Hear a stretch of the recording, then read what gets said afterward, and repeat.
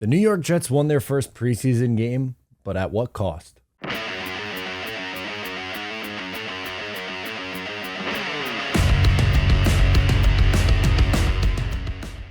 Hey, what's going on? Matt O'Leary back with another video, and today I'll be going through the Jets' first preseason game, a day that was supposed to be exciting that now is leaving us in fear. Before we get started today, I just want to mention you can follow on socials at Matt O'Leary NY. Please make sure to check out the Just Jets podcast. You can call in, leave me your reactions, your questions, concerns. Now is probably a good time to do that. And of course, you could also check out bonus content on Patreon. And also, just because I'm wearing the shirt, it's a fan favorite, the Sauce Gardner shirt. Check it out. Link is down below in the description for the store. All right, so if you're new to the channel, welcome. And usually how it works is I'll run through each series or just the important points in chronological order. At the end, we'll put a little bow on it. So I'm not going to skip right to the Zach Wilson stuff. It did happen pretty early in this game, though. We're going to get into all of it and, stuff beyond Zach Wilson, too. We're going to try to cover everything fairly, but let's be real here. Everyone's mind is on Zach right now. First drive, it looked like a continuation of 2021 to me. This New York Jets defense could not stop anything. The Eagles were marching right down the field. On the first play, Quinnen Williams was getting some nice pressure, and then you see Jalen Hurts roll out, hit a big play down the field. The biggest takeaway from this drive was the stupidity from Quincy Williams. He hits Jalen Hurts out of bounds late. It was very, very late. It was a penalty that extended the drive, and it was it's the preseason. It's game one. There's no need for that, man. And this is just the little stuff that happened last year that extends drives, and these things add up. You have to take that stuff away. You can't give your opponents first downs. It was on third down. It would have ended the drive, and then they go right down the field. Hurts finds Goddard, touchdown, Eagles up early. Jets get the ball. Okay, what's Zach Wilson, the offense, going to look like? Misses Garrett Wilson on the side, hits Conklin to pick up a first down, extends the drive. Okay, that's good. I like finding Conklin on third down. Brutal interception. Did not see the linebacker. It was he threw it right to him. It didn't look like his first read was in the flat. It looked like he was staring down Corey Davis the entire time, and the linebacker jumped the play. It's very easy. That's not good. We don't like that at all, and unfortunately, that was not the end of bad things to happen tonight. Jets defense did look a little bit better on the second possession, but after the turnover, the Eagles were in good field position. Huntley ends up scoring a rushing touchdown, so now the Eagles are up 14-zip. It's like, okay, great. Things are just going bad. How could it get worse? Well, here's how. Zach Wilson would attempt to scramble on the right side, and instead of running out of bounds or slide, he tried to make a man miss. He plants, non-contact injury. Now, obviously, the speculation is running. He comes out, did not return. The Jets said in-game that he was questionable to return. You have a lot of people who think he tore his ACL, which means he would be out for the season. You have other people who are saying maybe it's a bone bruise or maybe it's strained. Right now, it's a wait-and-see game. Everyone has a knot in their stomach. It sucks, but I'm just going to say wait and see. There's a lot of negativity right now. It very well could be a torn ACL and very well could be done for the year, but I'm not ready to go to that point just yet. As I say that, I'm about to pause for a second and recheck my phone and see if there's been any update, but not good. It's really not good. So for the Eagles now, Gardner Minshew comes in, gets a drive going a little bit, but then it kind of stalls out and the Eagles punt. At this point, the Eagles offense pretty much goes dead after this for a while. We're going to talk about it. They had some nice moments. Jets offense stalls. They would punt. The offense looked a little bit rough in the second quarter for both these teams. But one say I will say on this next possession was Garrett Wilson's route running early on was put on full display. There was a time, like I said early on, Zach Wilson missed him.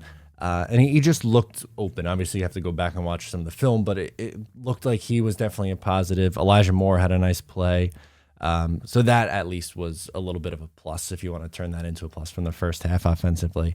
The Jets would get a turnover on downs. Hey, there we go, like that with 23 seconds left in the half. So Jets get the ball to start the second half. Jets go 3 and out, punt. We'll say, though, I've been hard on Braden Mann, but this was a really nice punt from Braden Mann. It puts the Jets in great field position. I don't know why the Eagles third string punt returner. Forgive me for forgetting who it was. Fielded the ball inside the 10-yard line. That was dumb, but the Jets get pretty good field position out of it, obviously. Defense holds strong. Michael Clemens, hey, everyone's favorite, comes up with a really big sack. Love that. Him and Jabari Zuniga, by the way, we'll talk about him in the next time the defense was on the field. He gets a sack on third down to give the Jets the ball back.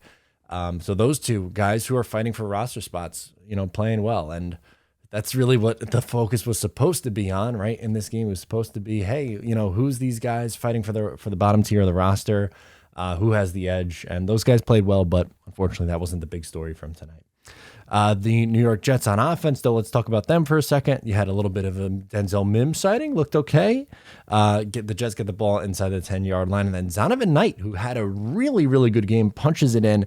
14-10 now, the Jets trail. The next Jets possession we'll talk about, because we talked about the Jabari Zuniga sack. So Jets, after that, get the ball back, and this is Denzel Mims' meltdown time. You had a penalty, and then you had a drop. And it's like you see the highs and then you see the lows. You just got to even it out, man. It's frustrating. The frustration continues for Denzel Mims, but he had himself an up and down game. As for the Jets defense, after that, on the next possession, you have Smart and Anai come up with a combined sack. Jets get off the field again. The second half Jets defense looked different, and obviously it wasn't starter, so you can't really say they figured it out. But the second team and third team looked pretty good. The Jets would then bring in Chris Streveler, who played hero today. More on that later. But I said Chris Streveler, who? What? We know Mike White. Obviously, Joe Flacco didn't dress in. We didn't see much of Zach Wilson. And then another note that I had after Streveler coming in was the Jets defense looking a lot better, and they forced yet another punt. This was Jamie Sherwood coming up with a big play to stall a drive, and he's another one who's fighting for a roster spot. Probably going to be a special teamer, depth linebacker, but I'd like to see that out of him and some more depth guys beyond that. You had Lawrence Cager come alive. He had a huge gain, a couple of plays inside the red zone, and then the Jets decide to go for it on 4th and goal. Yes, it's the preseason, get aggressive. I don't really care about the kicking competition. And guess who? Jeremy Rucker, the local product from Lindenhurst, Long Island, New York, puts the Jets up 17-14, Jets up in front. Now, for the first time in the second half, the Eagles start to drive offensively. And you're going, okay, why is this happening now? It is a really long, sustained drive. And what was strange was Nick Sirianni, with 2 minutes and 16 seconds left, really almost took the field goal to tie this game up. Instead, what he decides to do is he calls timeout. He puts his offense back on the field. They go for it on 4th down, and then they end up scoring to go in front 21-17.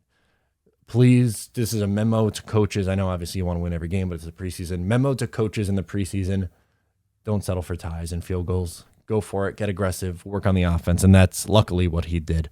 But then more Zonovan Knight success. So this is how the Jets game ends.